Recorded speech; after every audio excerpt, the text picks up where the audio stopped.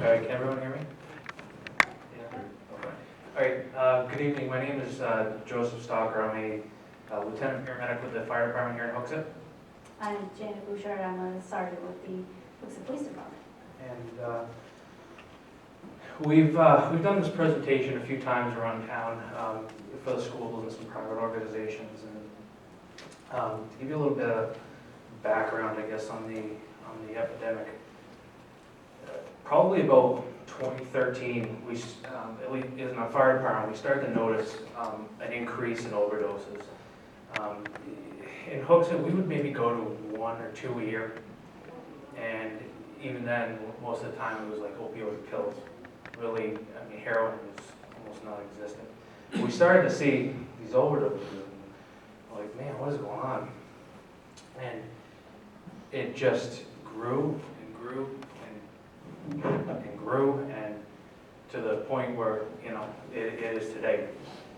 And so what I think is important is, you know, as a community member, as a, you know, public servant, is to work towards and figure out ways, how can we combat this?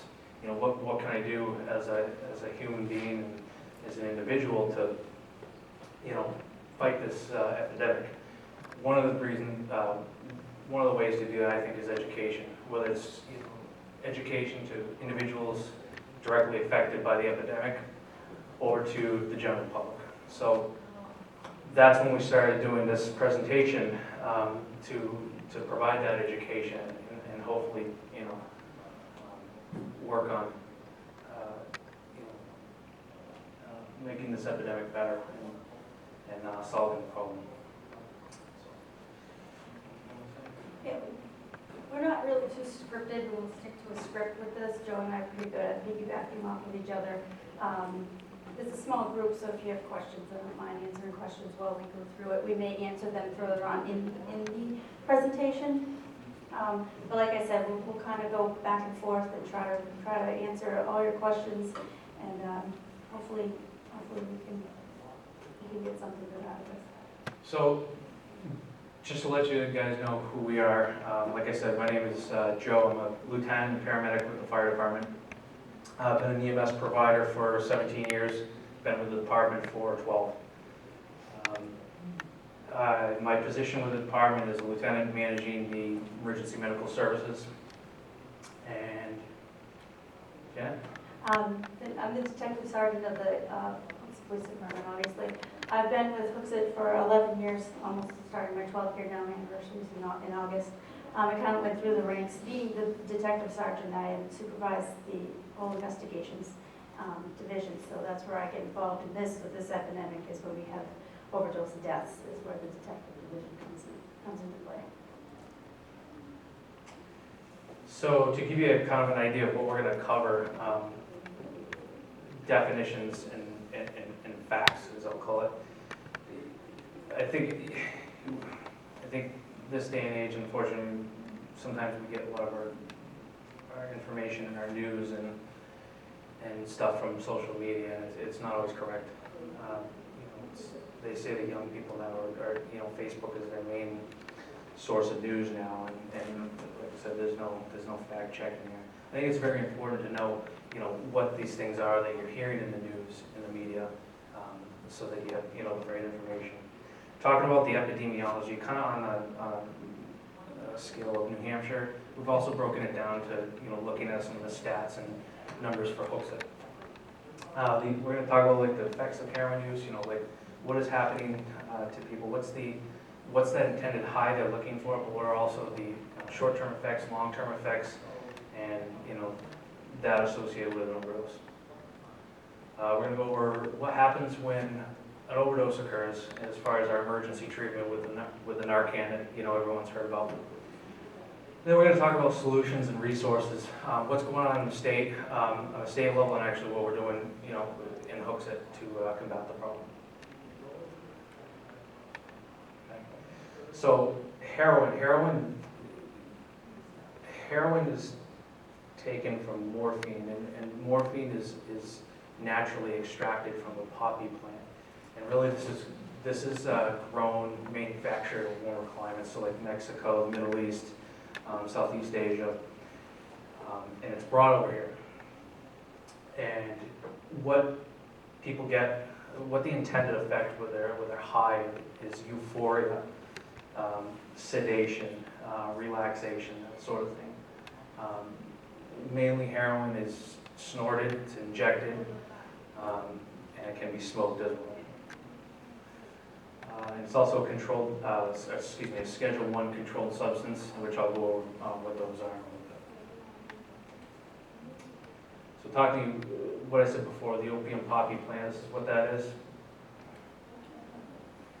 Heroin really comes in, we see it in two forms. We see it in a powder form, and then we see it in the tar form. The powder form is what they, a lot of times, will snort, smoke, and then you have the black tar form, and that's kind of like what you more traditionally see with the, with the lighter and the spoon, and when they cook it, inject, draw it up and inject it. This is something when I have been doing research, I came upon this and I was just dumbfounded. Back in the 1900s, you used to be able to buy heroin, morphine from your pharmacy. You could actually get it out of the Sears Roebuck catalogs. And what they used it for was to treat depression, chronic diarrhea, that sort of thing.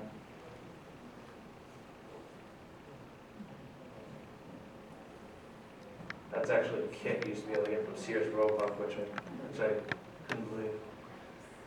And it wasn't too far into 1910, 1920 when they really started to enact laws, against these drugs, because they were, obviously seeing the negative effects of them. So an opioid or an opiate, those are two words that you hear a lot. So the difference between the two, an opioid usually tends to refer to the natural form that comes from that poppy plant, an opioid in its natural form. When you hear the term opiate, that seems to refer to a synthetic opioid, so one that's manufactured in a lab. Opiates work by binding to opioid receptors that are in your GI tract and your spinal cord, different spots throughout your body, and they cause those effects of the euphoria, the sedation, the relaxation, and even respiratory distress and arrest. Fentanyl's another one that you're hearing a lot about. Fentanyl was created back in, I think it was the late 80s into the 90s, and what it was made for was sedation and pain management and surgical procedures, as well as procedural management.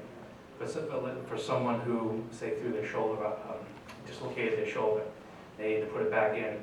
What they created this fentanyl drug, which was a really potent drug, but very short acting. So it was great for that, procedural management, surgery to sedate somebody, keep them pain-free through that. And then when the surgery was done or the procedure was done, well, the lasting effect wasn't there. We actually carry fentanyl on the ambulance. It's very much like morphine. Works very good at treating acute pain. So if you fall and fracture your ankle, or if you have, say you have like appendicitis and you're having pretty significant abdominal pain, just like morphine, it's a medicine that we have in the ambulance and they have in the hospital that they can use to treat acute pain. Fortunately, it is also manufactured illegally, and in the past, let's say year and a half maybe, they've started to see fentanyl show up and almost replace heroin with this epidemic that we've seen. And I believe that the fentanyl overdose deaths have surpassed heroin deaths now, right? Is that accurate? Right. Well, the fentanyl is, they cut the heroin with the fentanyl. And as Joe says, it's illegally manufactured. What we're seeing now, just more recently, is a lot of it's coming from Mexico and China. And what they're doing is they're finding it from China so much stronger. So if you do get hurt and the fire department shows up and they say they want to give you fentanyl, listen to them, it's not the same fentanyl that they're mixing with heroin and hurting people. But that's just recently, because there's such a spike in the addiction level of it, it's supply and demand. They're starting to manufacture it more out of the country and ship it in. But it's getting, as they're getting greedy with it, and it's getting stronger and it's getting more dangerous. Different types of opioids, there's a lot out there.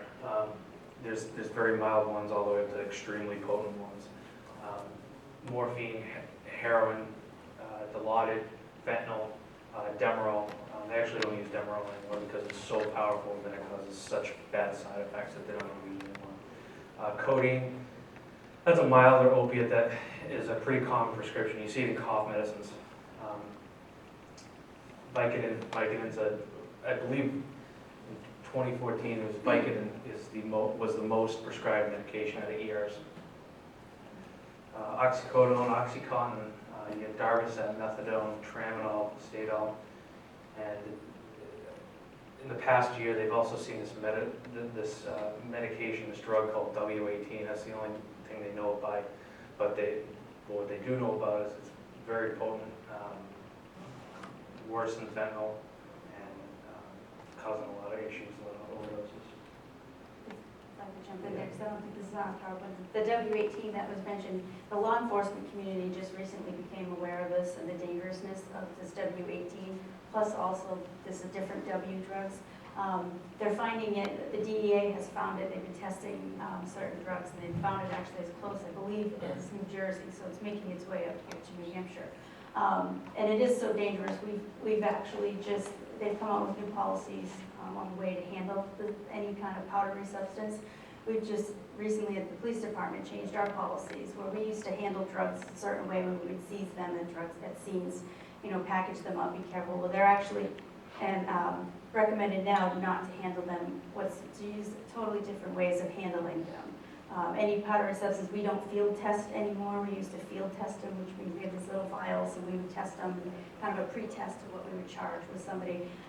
They're recommending we do not do that anymore, so we don't do that. And even any kind of scene we go into now, where before we would put on gloves and package the drug up, the powdery substance. Right now, we're, even in the detective division, we are masks, goggles, gloves, and even if we go in a room where it's kind of scattered around, we'll suit up in jumpsuits that we have, because it's also transdermal, so it will go through your skin. So a recent training I just went to, we have some new stuff here, I'll jump in. Joe's real good at the medical aspect of it. I have no idea the medical aspect of it, but I can go. We recently had a training at statewide level the AG's office put on, and I was amazed that they showed us that 2 grains of salt size of fentanyl is enough to make you overdose. So they're actually having police officers now that are overdosing by accident by just handling certain scenes. So even some police officers in certain towns are being giving Narcan to hold on to because they're accidentally overdosing, because that's how strong the stuff is. Yeah. What's this product called K2 that we see in this morning? That's completely different. That's another synthetic, but it's like a spice, they also call it. I'm not sure of the actual chemical makeup of it, but that's different than this. Is that ketamine? What's that? Is that ketamine? K2? Ketamine? Like, yeah. Ketamine's like it's like a sedative. What's the word I'm looking for? It's a Tranquilizer? yeah. Well, it's used as a horse tranquilizer also. Yeah, ketamine's really a sedative. What the spice that you're referring to is like the synthetic marijuana, and it's not an opioid. And all the drugs we've been kind of talking about here are really opioid based. They're all kind of funneled back to that morphine that's pulled from the poppy plant. It's illegal. K2. Yeah. They keep changing, the K2 and the spice along together, they keep changing the chemical makeup of it. They're very creative, these chemists that create these drugs. So the state legislature has had to try to keep up with the chemical makeup of it, of what is illegal, so what is tested at the state lab and what we can charge.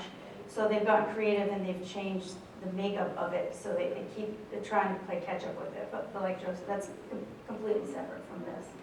Yeah, and I know this Manchester's had issue with the spice. We haven't seen hardly anything of that in Hooksett, and you can overdose on that, but I don't think they're really seeing We haven't too seen many much. deaths from Yeah, it. no, we haven't seen much of it. It looks a few here and there, but nothing too much. Some other definitions: overdose. That's when you take in too much of that drug and you really get unintended effects.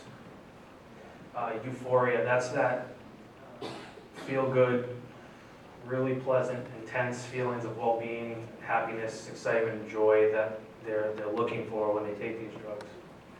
Withdrawals. These are the groups of symptoms and really the state that the individual goes into when they've been taking the drug for so long, and then they stop, and then they start to withdraw.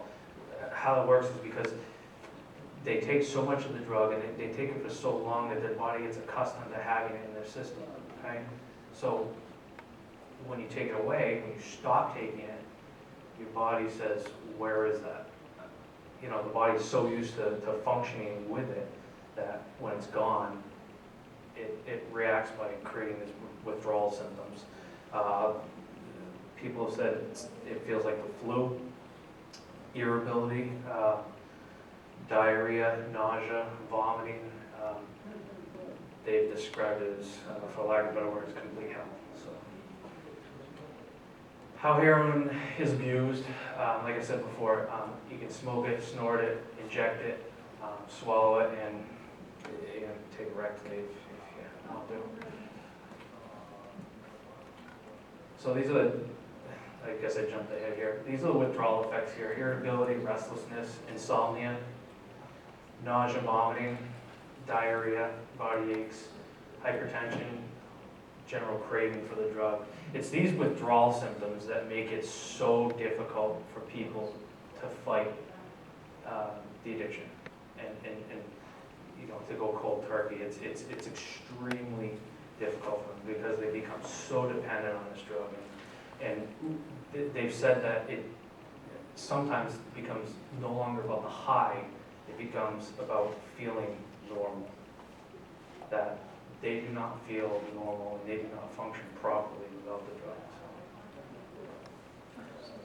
Oh, yeah. You said they snorted, injected different ways. Is the high different, doing it in different manners? Or? Yeah, so the purest way to do it is inject it. And try not to get too technical here. What that refers to is like the bioavailability of the drug and how much of that drug is available when it gets to the site of action in the body. So when it gets injected, you're getting a lot of it. You're getting a potent dose. You're getting all of it. When you swallow it or take it rectally, it's going through the GI tract, so it's absorbed through the GI tissue. When you smoke it, it's getting absorbed through the lungs like a cigarette. Those different methods affect the bioavailability, really how much of that drug actually gets to the site of action in the body, and therefore causing those effects. So, yeah, it is, I hate to say this, the best way to do it is injecting it and then, smoking it, snorting it. Those other methods aren't as pure. They don't cause as much of the effects that they're looking for. It's the old cliche of too, when you think, you see on TV, you think you look for track marks, and people have track marks for their heroin. They get creative with where they inject it too. I've seen and heard people say they'll inject it between their toes, their fingers, even their eyeballs. They try to hide it, So and I think Joe gets into later. He'll touch on it more. But if they do it too many times in one spot, those things start to fail. So they have to get creative with other places to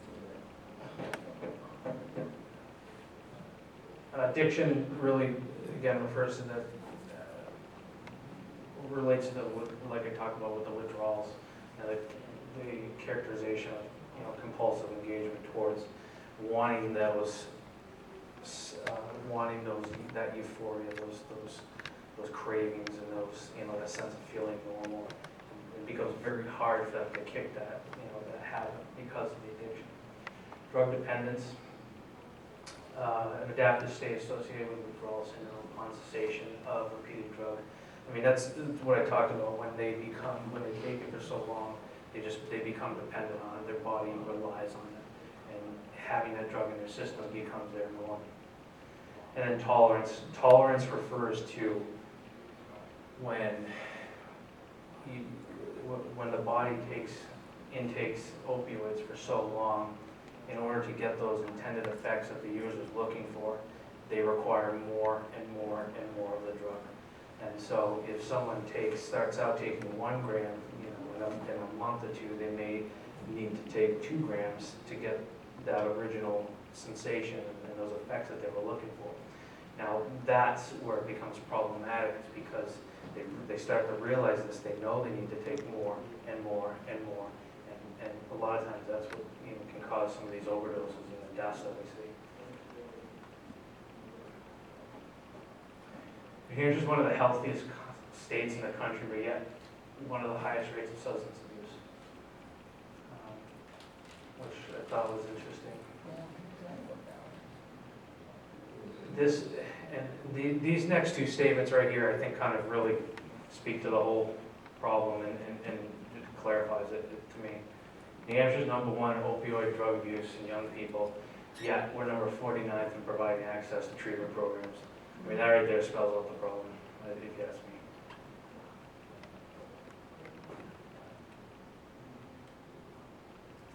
New Hampshire, over 100,000 people meet the criteria for substance abuse, yet only 5,000 of these people receive this treatment.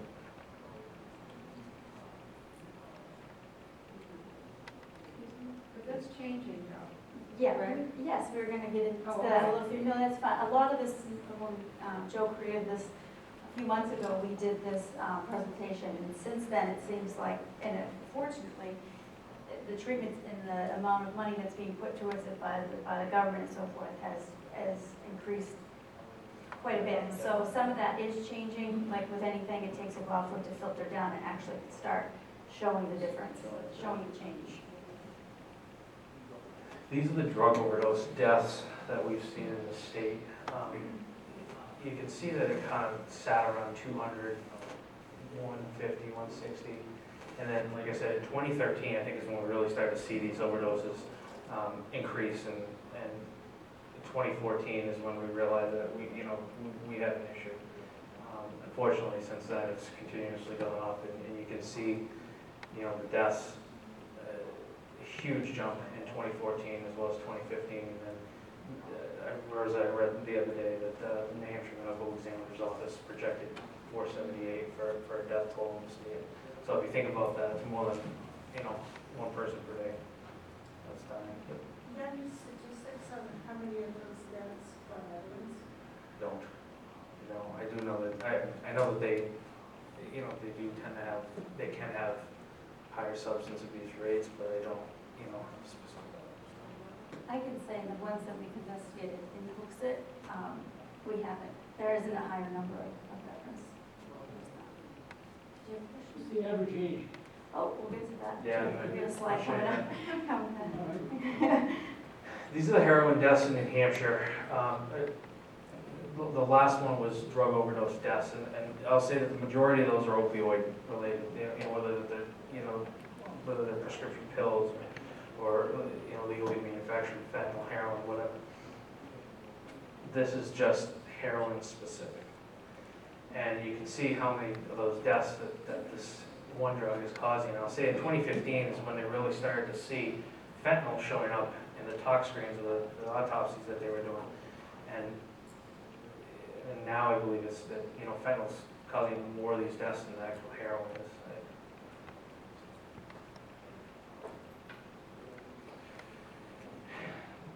2014, New Hampshire EMS responders gave Narcan over 3,200 times. So that's what, 10, it's about 10 times a day in the state that we are reviving an overdose. Now, that overdose isn't always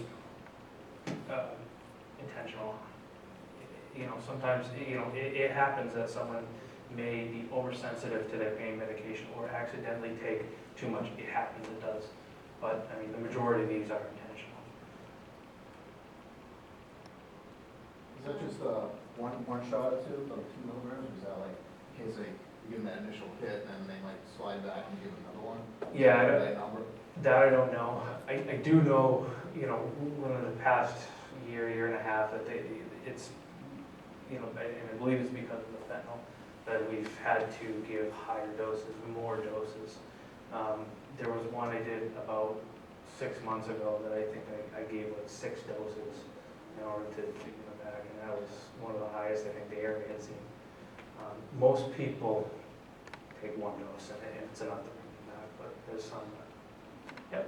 Now, is this the Narcan used only when they're in respiratory distress, or they're gone, or? Yeah, so Given, it's a good question.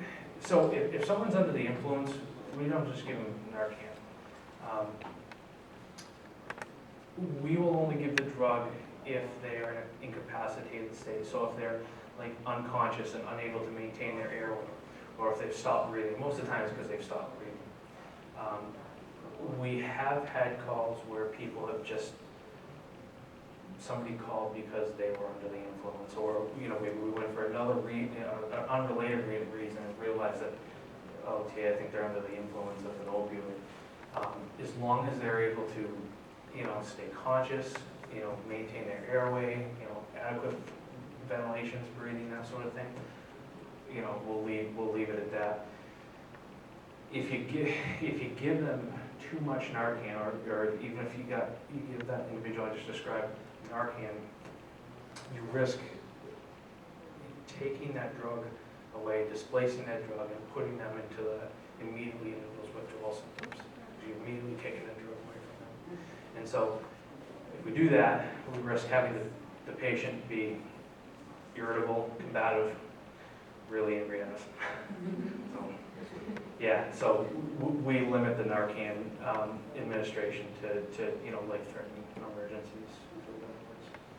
This slide here simplifies it, but it's more complicated than these numbers. Obviously, the numbers are up there, so it looks like, oh, only 38 of our arrests out of, you know, 602 are because of drugs. But the majority of our arrests for theft, burglaries, shoplifting, assaults are all drug-related.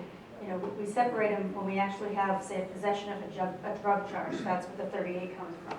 So we're finding with heroin, these users are so addicted and they've used it so bad that they don't have it on them for long. They'll buy, and it's so expensive, you know, they'll buy one hit immediately before they're even leaving the dealer, in the car driving. They're getting it, they're preparing it and injecting it. So we're not finding a lot of arrests for possession of heroin because they use it too fast. Even when we're going to overdose scenes and death scenes, we're not finding any left over. They use it all. So that's kind of skewing the numbers a little bit too. Lately, even I think the past couple of weeks, we've been getting a lot of needles that'll have a little bit of residue in it. But it's not like marijuana or some other drugs where they carry a little bit around with them to use throughout the day. These addicts buy it, use it immediately, and then are looking for their next hit to go buy it. They don't have enough money to buy 1 or 2 hits. They get greedy with it and they use it all. Also with, you know, the burglaries that we have here in town, I can probably say the people that we do arrest and are able to interview, find out what, you know, why you're doing it. They're supporting the drug habit. Nobody burglarizes a house just for, you know, pretty much for fun, or, you know, they're supporting the drug habit. And that also goes to our, you know, our shopliftings in our stores in town, and some of the assaults that we have, and a lot of the thefts.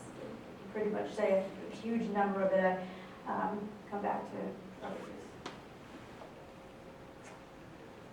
So bringing it, you know, focusing in on Hooksett, this is what we've responded to in the past, you can see, 5-6 years.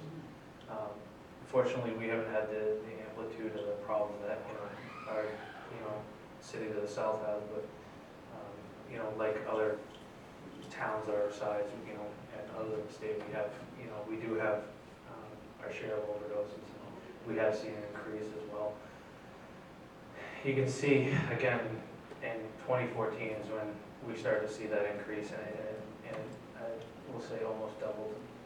And in 2016, we've had 24, and we're, you know, what, in August, so got another 5 months left for that number to rise. Joe actually had to update his slide today because we just had another fatal overdose last week. So, yeah, we're trying to keep up with it. And I don't know if maybe I'm crediting Hooksett, our fire department. Our fatal overdoses may not be as much. We don't have obviously the volume, but if these people are overdosing and someone's with them and the fire department gets there in time and administers an Narcan, that's saving a lot of these people. So our numbers would be much higher if we didn't have the response time that we have. In Hooksett specifically, I forget, someone asked about the ages. This is what we've seen for our age range of overdoses. 15 to 19, 10% of our overdoses. You can see the majority of them are occurring between 20 and 44, and then it does even go into the, to the elderly.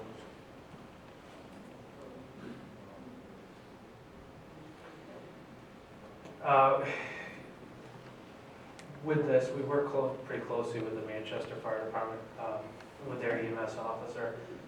We've got some of the statistics from him. This is something I got, which I felt was worth sharing. The youngest overdose they had in the city was 15 years old. That's pretty young. Oldest overdose victim was 82. Now, was that from prescription or? I don't know if it was, I don't know if it was prescription, but I mean, it was either heroin or opioid. So Manchester even had an infant, and the infant didn't die, thankfully, but they had that medical emergency, an overdose of an infant that was ingesting breast milk from the mother that was taking fentanyl, and the fentanyl was passed through into the breast milk. So kind of sad to hear that kind of stuff. One of the questions that I think people ask all the time is like, what the heck happened? Like, how did we get here? And I don't think anybody could have predicted the size and the volume that this problem would grow to. But why did it happen? Lack of treatment centers. As you said before, like we were number 49 out of 50 states with for drug treatment centers. They didn't have any in the state. That is changing rapidly, and finally we're catching up. These treatment centers are popping up all over the place now, which is good stuff. Over reliance on pain medication, and the misconception with this, and it certainly wasn't anything negligent. Doctors were never negligently prescribing opioids. It was, maybe at times it was a little careless, but I could speak from the standpoint of a healthcare provider that, when, if I have somebody who's in acute pain, I'm there to help them, It's our job to help them, make them feel better, try and help fix whatever medical emergency they have. So if somebody comes in, either whether to a hospital or ambulance or wherever it be, and they're in pain, we treat their pain. Fortunately, the unintended result of that, I think, was that, we attracted this epidemic because of that. And like I said, it wasn't, I don't think there were many doctors out there that were handing these out, like bus passes. But unfortunately, it was, like I said, it was the unintended effect of providers treating pain. Some of it, like I mentioned before too, is this isn't countrywide, this heroin epidemic. I was talking to a person that worked in New Mexico, and he did a training up here, and he was like, what is with this heroin you guys have up here? Down there, it's still meth. So these drug dealers are very creative where they target where they're going to send these drugs. So they sent them to New England and got popular, so to say. And, then it became, because we're popular, it becomes more expensive. So, some of these come from, like I said, overseas or Mexico, and they get shipped right up to New England. And then, then they further, they get shipped to, a lot of it's coming out of Lawrence and Massachusetts, and as you ship it forward, and they're making a lot of money off of it. So, the last training I've been to, they said, you know, you'll pay so much for it in Manchester, that those people in Manchester bring it to, say, Portland and charge a little more than up the coast of Maine. As it gets more northern, they charge more for it. So that's why they figured out that, you know, now they've got all these people addicted to it in New England, and the prices are there, so it's not, I was surprised to hear that. I thought it was a more countrywide thing, but it's not. And I think that goes in, it goes in cycles. You know, when I first started here in Hooksett in 2005, we never saw heroin. We never had any arrest for heroin. We had arrest for marijuana, and it was just, you know, now it's more common, almost more common, not almost, it is more common for us to make an arrest for a heroin-related incident than marijuana.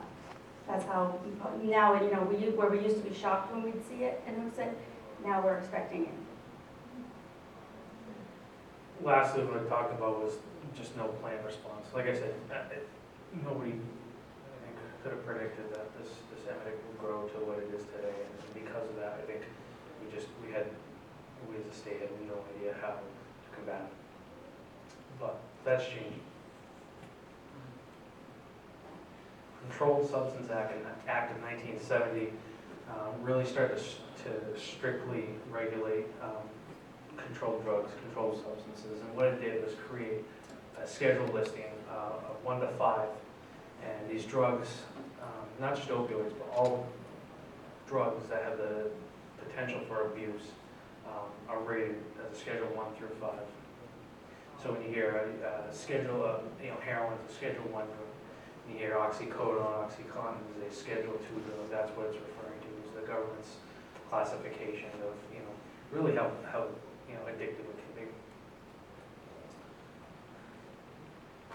When we talk about Schedule 1 controlled substances, these drugs have no medical indication.